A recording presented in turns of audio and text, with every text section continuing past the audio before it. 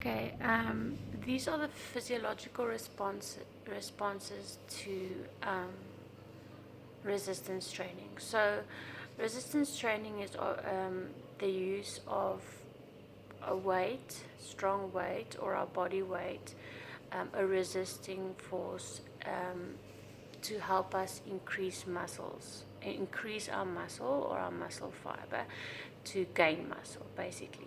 So it is done usually at with a controlled movement, low repetition and high intensity. The muscle fibers are then increased with this is called hypertrophy, and it is done by a overload principle. So the repetitions usually stay the same, but the increase of the weight and I'm just looking for the word of the resistance, which is the weight. That is the only thing that changes through time. It is important that the posture, that your posture is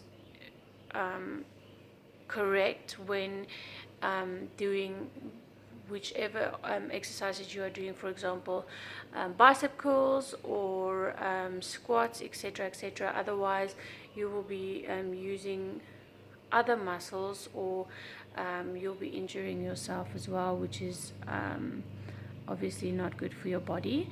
Then the increase of the muscle has a lot to do with the muscle fiber has a lot to do with testosterone. So you'll see that in women, the muscle fiber hypertrophy is not as high as what you find in men, due to obviously women have less testosterone.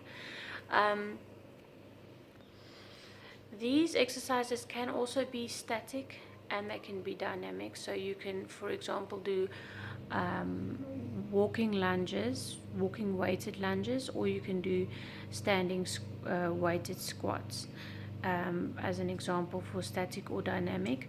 Also, if you want to increase the difficulty of a resistance exercise, it's not to say that you can't increase the duration and the amount of sets, but the most important part is the weight and the increase in, for example, you start with 5 kilogram, and then after 2 weeks or 3 weeks you go up to a 6 kilogram, and then as you feel your strength increase, you go up. Even if you don't feel your strength increase, you can't stay on the same amount of kilograms for an amount of months, because then you're not going to get stronger and your muscles are not going to increase.